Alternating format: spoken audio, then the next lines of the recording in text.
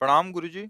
गुरुजी, मेरा मन जीव जंतु पशु पंछियों की सेवा में ही ज्यादा लगता है। मैं अपनी हाँ, कमाई बहुत का ज्यादा हिस्सा इसी पुण्य में हाँ, लगाता हूँ। बहुत अच्छा, बहुत अच्छा है।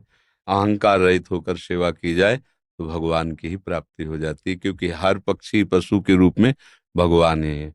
नामदेव जी महाराज कुत्ते में भगवान को देखो प्रकट किया ना। भगवान एक बार श्री एकनाथ जी महाराज गंगोत्री से गंगा जल लेकर बहुत से भक्तों के साथ रामेश्वर चढ़ाने जाते थे। प्राय भक्त लोग ऐसा करते हैं कि गंगोत्री से गंगा जल लेकर रामेश्वर में चढ़ाते हैं कांवर में लेके। ऐसे ही वो जा रहे थे, जब रामेश्वर जी के पास पहुंचने वाले थे तो देखा एक गधा प्यास से तड़प रहा है, मतलब ऐसा दिखाई दे रहा है। तो उन्होंने विचार किया कि रामेश्वर जी में तो सब जल चढ़ाते हैं और ये प्यासा इसे कोई पिलाएगा नहीं।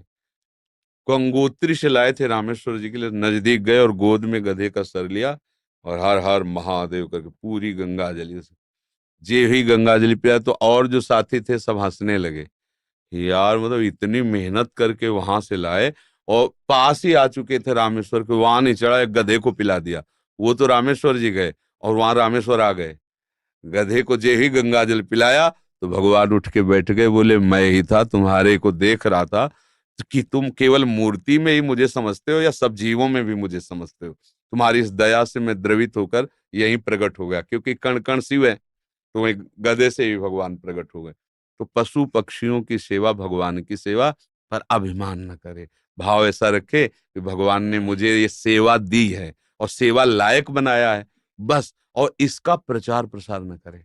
प्रचार प्रसार करने से सेवा का जो सुकृत होता है वो नष्ट हो जाता है।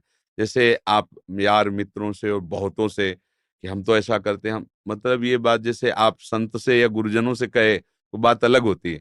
बस इसके बाद फिर इसे गुप्त अगर कोई कहे भी कि सुना है कि आपने पक्षियों की बहुत सेवा करते हो, अरे हम अपनी ही सेवा नहीं कर पाते, पक्षियों की क्या। मतलब उसे हमें दबाना है।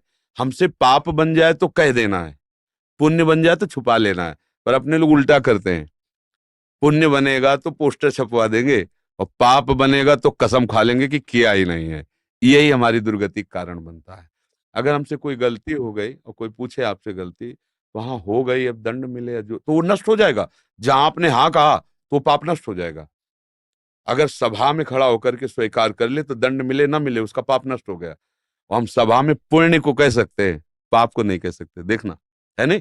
तो अपने इस पुण्य को छुपाओ और पशु पक्षी में भगवत भावना करो। जब उनको दाना डाल रहे हो या फल जो भी, जैसे पशु पक्षी हो, तो भाव करो, हे भगवान आप इन सब रूपों और बढ़िया पुण्य बन जाएगा और बड़ा लाभ मिल जाएगा। और हे भगवान आप इन रूपों में आके सेवा स्वीकार नाथ हम पे प्रसन्न रहो कि हम सदैव आपकी सेवा करते हैं। भक्ति हो गई, इसी से भक्ति हो गई, सब में भगवान के दर्शन की भावना बनने लगेगी। ठीक है। पर कभी गलत धन कमा के सेवा की भावना मत रखना। मान लो चलो 1 लाख रुपए हम गलत करके ले रहे हैं तो 10,000 की सेवा, वो ठीक नहीं है। ईमानदारी से कमाओ, धर्म से कमाओ, और फिर उससे अगर 10 रुपए की भी सेवा करोगे तो बहुत बड़ी सेवा मानी जाएगी। 10 करोड़ सेवा बेईमानी से वो तुम्हारे लिए बिल्कुल बेकार है। और 10 रुपए की गरीब की एक रोटी जितना पुण्य देगी ना, राजा का उतना पूरा धन का खजाना नहीं। क्योंकि वो मेहनत से करके और 4 रोटी में 3 में परिवार चलाया, अपने हिस्से की दे दिया दूसरे को, बहुत बड़ा दान हो गया। तो दान का ये भी स्वरूप समझना है कि गंदे आचरणों द्वारा, बेईमानी द्वारा नहीं, धर्म से कमा करके। एक बार राधा बाबा ने भागवत सुनी तो एक ब्राह्मण आते थे, श्रद्धा से सुना। अब दक्षिणा देने की बात आई तो बाबा ने कहा हम तो सन्यासी हैं, क्या दक्षिणा दें। कहा बड़े बड़े लोग बैठे थे, जिसके पास पवित्र धन हो 125 हमें दे दो। किसी की हिम्मत नहीं निकालने की, क्योंकि बाबा बिल्कुल सत्य पे प्रतिष्ठित महापुरुष का पवित्र होना चाहिए, इन्हें दंड मिलेगा। तो किसी की हिम्मत, एक घास खोदने वाला भी बगीचे में जो काम करता है दौड़ के आया, बाबा हमारा पवित्र है। वह कैसे तेरा पवित्र, बोले घास खोदता हूँ, मुझे कोई 1,000 2,000 ले मिलते, 100 रुपया तो हम दे देंगे। बोले हाँ तू दे। 100 रुपया लिया, पंडित जी को देखे, ये है दक्षिणा। हाँ ये 125 रुपया 125 करोड़ की बराबरी बिल्कुल नहीं हो सकती। वो 125 करोड़ बेकार, वो 125 रुपया अच्छा। धर्म से कमाओ और धर्म से सेवा करो, ये भगवत स्वरूप।